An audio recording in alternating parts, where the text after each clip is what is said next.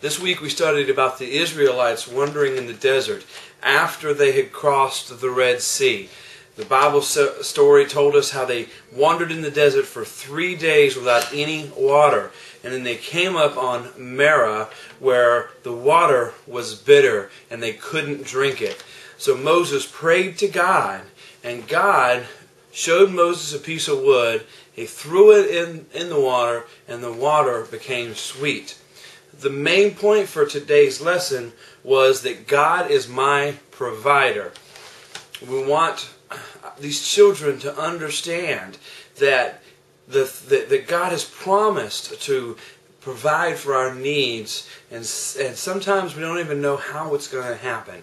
Just like the Israelites, even though they couldn't find clean water, when they prayed, God provided for their needs. Our memory verse for this week, Matthew 6:33.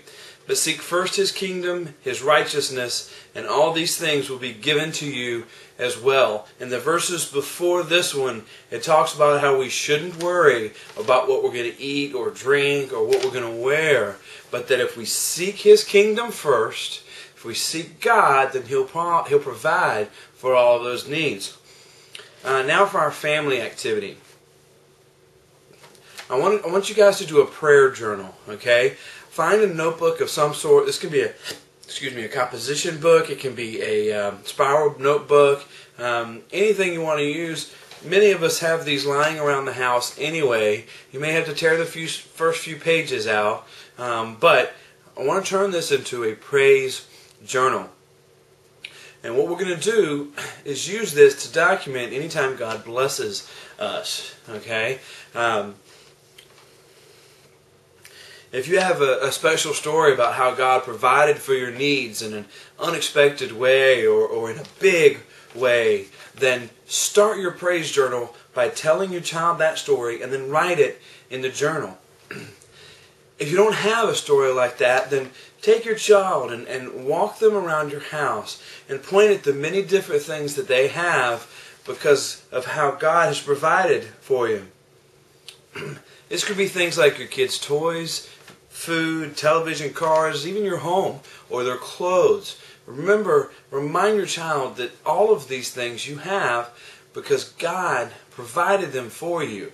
Now your child may ask about your job and, doesn't your job provide for your needs? Well, the truth is that your job is just a tool that God uses to provide for your needs. Once you've put in this initial story, whether it's the story, like I mentioned, of how God has provided in an unexpected way, or if you went around the house and pointing out the many things that God has provided, whatever it is, start your journal with that. Okay? And then anytime God blesses you or your family, then write it in this journal. This could be, God providing for you in an unexpected way. This could be God answering prayer. This could be the story of, this could be when your children accept Christ or get baptized. Whatever it is, write it in this journal. And then put this journal on a shelf, someplace where it's easily accessible, someplace where you'll see it.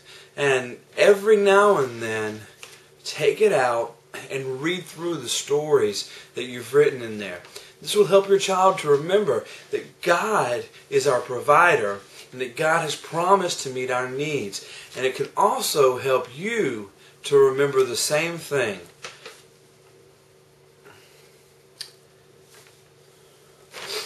Well, that's this week's lesson.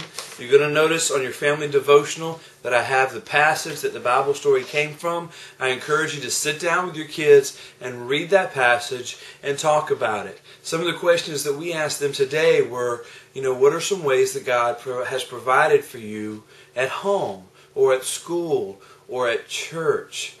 These are good questions for you to ask your child as well as you read this story.